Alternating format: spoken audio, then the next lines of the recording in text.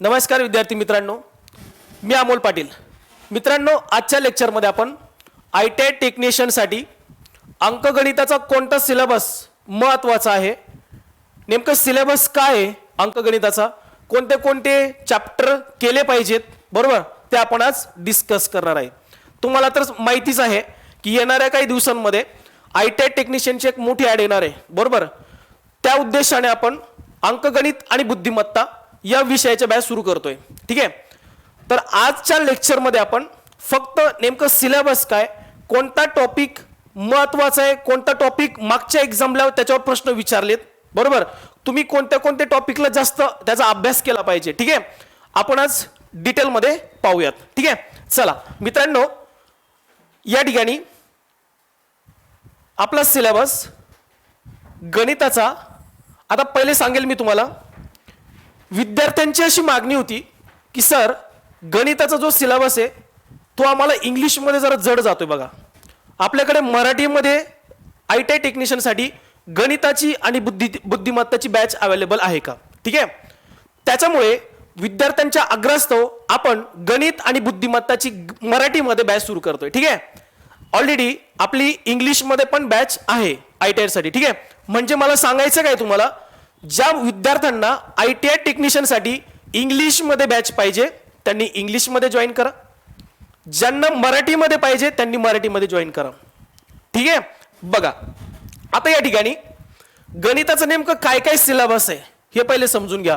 मग आता हे जेवढे तुम्हाला टॉपिक दिसत आहे हे सगळे काय कोणते टॉपिक आहे, बेसिक टॉपिक आहे, जे की आपल्याला चॅप्टरचा पुढे अभ्यास करायचा आहे. कोणते कोणते, जे काळकाम आहे, नळटाकी, आंतरवेळ वेग, बरोबर, या टॉपिकचा अभ्यास करण्यासाठी पहिला आपल्याला बेसिक आलं पाहिजे, बरोबर. बेसिक मध्ये काय काय, मग बेसिक मॅथ मध्ये काय काय बघा, त्याच्यामध्ये वर्ग, वर्गमूळ, घनमूळ बेसिक पार्ट आहे. एखाद्या संख्येचा वर्ग कसा केला जातो, वर्गमूळ कसं काढलं जातं, एखाद्या संख्येचा घन कसा केला जातो, घनमूळ कसं काढलं जातं, बरोबर, हे बेसिक पॉइंट. तर हे पहिले बेसिक आपल्याला पहिले 10 दिवस हे शिकायचंय. 10 दिवस आपल्याला काय शिकायचंय, बेसिकच शिकायचंय. पहिलं बेसिक कंप्लीट करायचं, बरोबर, कारण की तुम्हाला टेक्निशियनसाठी गणित आणि बुद्धिमत्ता स्कोरिंग ठरणार आहे मेरिटसाठी, बरोबर. कारण की गणितासाठी किती प्रश्न आहे रे, 20 प्रश्न आहे आणि एकदम चिल्लर प्रश्न आहे बघा. ठीक आहे, 20 प्रश्न आणि किती मार्क, 10 मार्क, बरोबर. 20 प्रश्न विचारले जातात आणि त्याचे किती मार्क्स असतात, 10 मार्क्स, आणि एकदम सोपे सोपे प्रश्न असतात, अवघड अजिबात नसतात.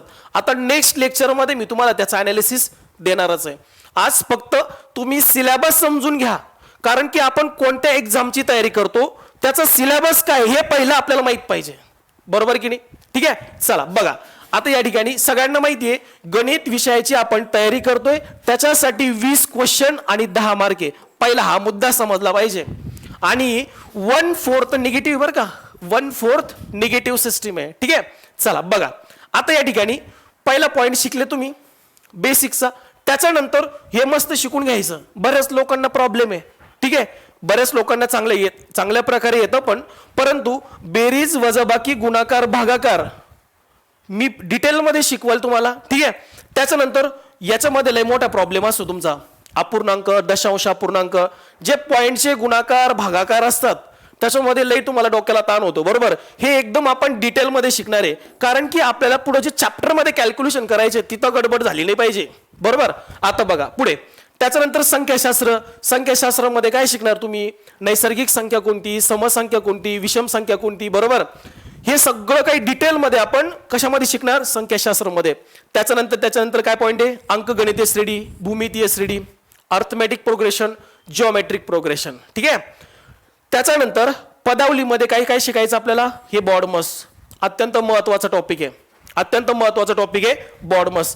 आणि हे सूत्रावर आधारित गणित आहे. ह्या दोन्हीवर तुम्हाला प्रश्न विचारले जाऊ शकतात, या 2 टॉपिकवर. ठीक आहे, ह्या 2 टॉपिकवर अशी कोणतीच एक्झाम नाहीये की ह्या 2 टॉपिकवर तिथं प्रश्न विचारत नाही. बॉडमसवर आणि सूत्रावर आधारित एक्झाम्पल याच्यावर प्रश्न विचारतातच. ठीक आहे, त्याच्यानंतर विभाज्यतेच्या कसोट्या. आता ह्या कसोट्या तुम्हाला माहित पाहिजे, 2ची कसोटी काय, 3ची कसोटी काय, कोणत्या संख्यांना कोणत्या संख्येने भाग जातो. आता एखादी संख्या दिली आहे, तुम्हाला विचारलं या संख्येला 2 ने भाग जातो का, मग आपल्याला काय माहित पाहिजे, दोनची कसोटी विभाज्यतेच्या कसोट्या म्हणजे डिव्हिजिबिलिटी टेस्ट. ठीक आहे, म्हणजे संख्यांना भाग देण्यासाठी आपल्याला विभाज्यतेच्या कसोट्या माहित पाहिजे. क्लिअर. चला बघा, मग हा झाला आपला बेसिक. हे बेसिक एकदा कंप्लीट करायचं, नंतर जायचं पुढे. ठीक आहे. चला आता त्याच्यानंतर आता बेसिक झालं की पुढे आलो आपण. आता सगळ्यात महत्वाचा पॉइंट आहे लसावी आणि मसावी. याच्यावर एक प्रश्न तुम्हाला येणार, याच्यावर एक क्वेश्चन येणार. ठीक आहे. आता लसावी मसावी मध्ये काय काय विचारतात, भरपूर मोठा टॉपिक आहे, एकदम छान टॉपिक आहे, एकदम सोपा असा टॉपिक आहे. बरोबर. पहिले आपल्याला काय करायचं, लसावी आणि मसावी कसा काढला जातो, एकदम सोप्या भाषेमध्ये लसावी आणि मसावी कसा काढला जातो पहिले ते आपण शिकून घेणार. त्याच्यानंतर त्याच्यामध्ये कोणत्या कोणत्या प्रकारचे एक्झाम्पल विचारलेत आणि विचारतील हे सगळं आपण त्याची तयारी करणार. ठीक आहे. चला पुढे.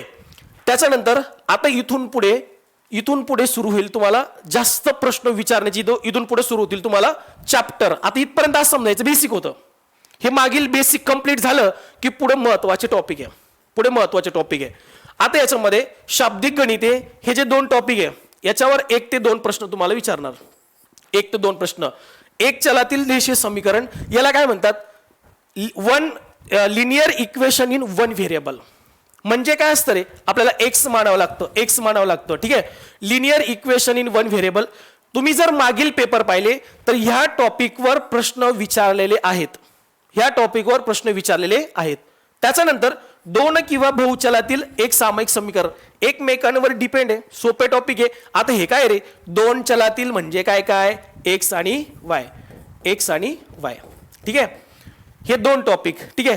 त्याच्यानंतर शाब्दिक गणितामध्ये हा सिक्वेन्स आहे बरं का, सिक्वेन्स, अभ्यास करण्याचा सिक्वेन्स.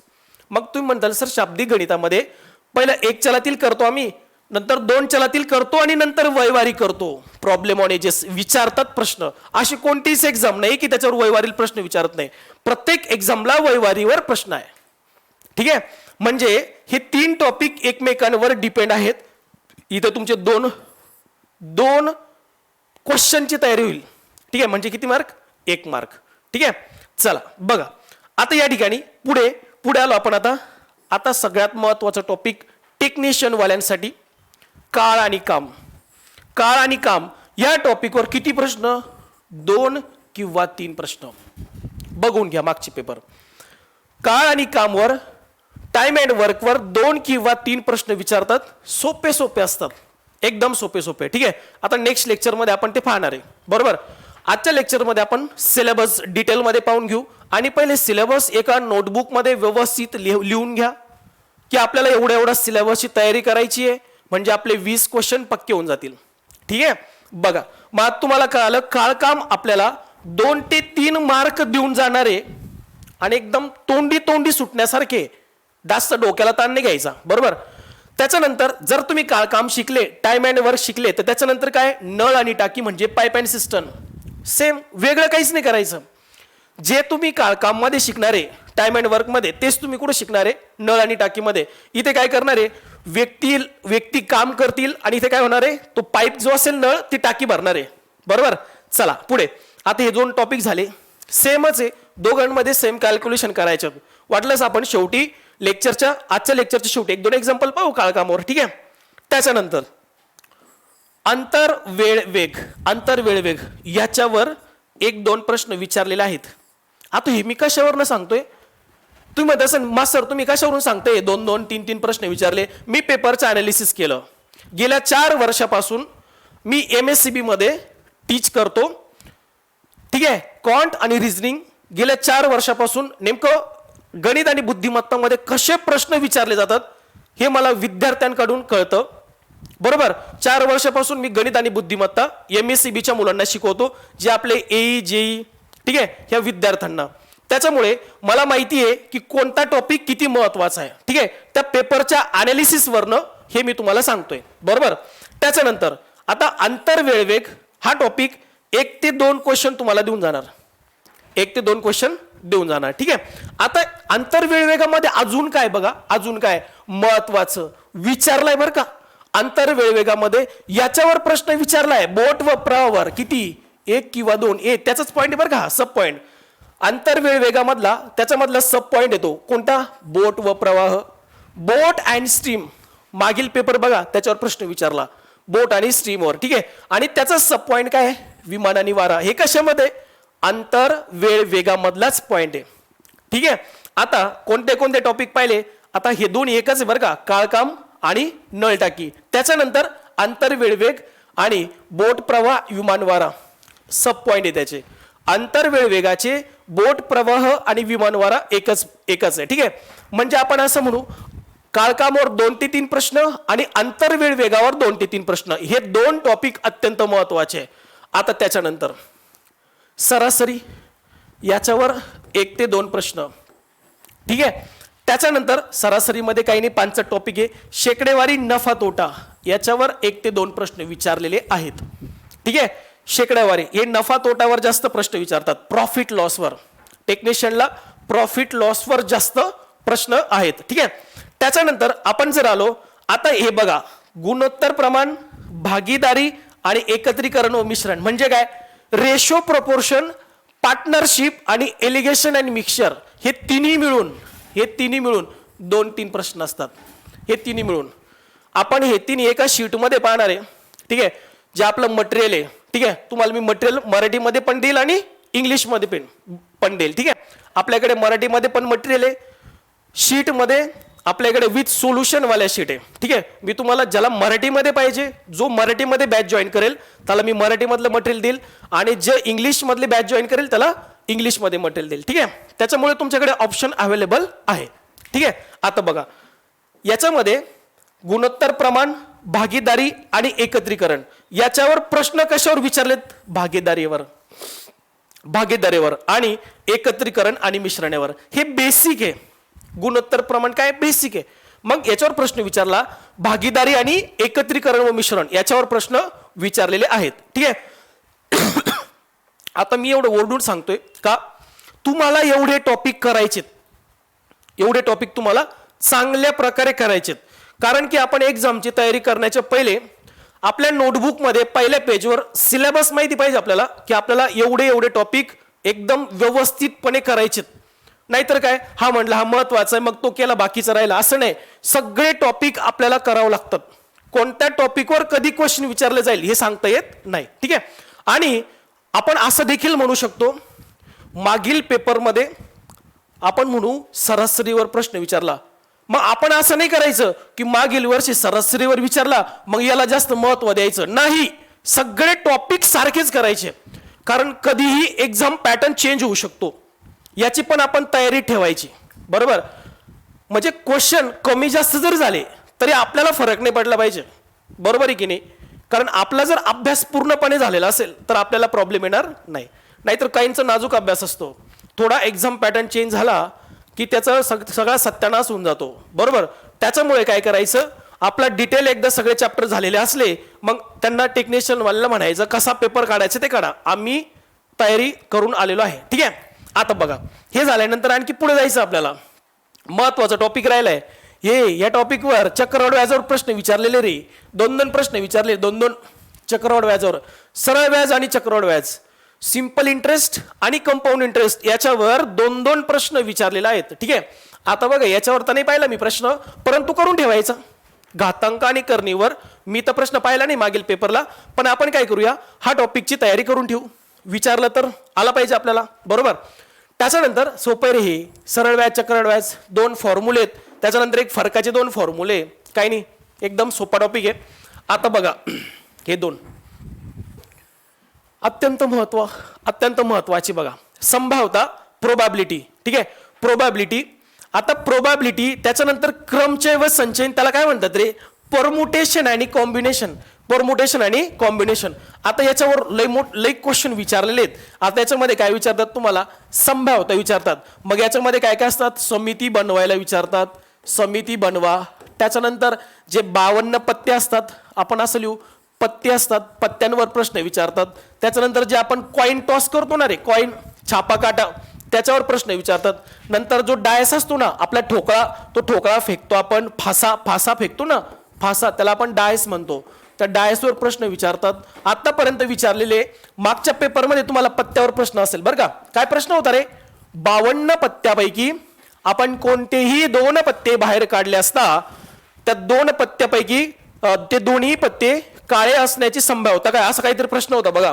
ह्या पत्त्यावर प्रश्न होता. ठीक आहे, समिती बनवायची किंवा एखाद्या संख्या असतील, किती प्रकारे संख्या बनवू शकतो, म्हणजे हा टॉपिक अत्यंत महत्वाचा आहे. ठीक आहे, 2-2, 3-3 प्रश्न पाहिले मी याच्यावर. संभाव्यतावर याच्यामध्ये सगळं हे करून घ्यायचं. पत्ते माग पत्त्यावर विचारलं, ह्यावेळेस कॉईनवर विचारतील किंवा फास्यावर विचारू शकतात. ठीक आहे, डिटेलमध्ये हा डिटेलमध्ये करून ठेवायचा, काम येईल तुम्हाला. त्याच्यानंतर माहितीचे पृथक्करण याच्यावर आला प्रश्न तर तुम्हाला त्याच्यावर 3 ते 4 प्रश्न असेल. कारण की माहितीचे पृथक्करण म्हणजे काय असतं रे? Data interpretation. Data interpretation. मग DI मध्ये काय प्रश्न असतात तर तुम्हाला म्हणतात त्याच्यामध्ये काय काय असतात? पाय चार्ट असतात, हे असं सर्कल देतात, पाय चार्ट मध्ये असे डायग्राम देतात, बरोबर. हे भरलं असतं 10%, 15% वगैरे याप्रमाणे भरलेलं असतं.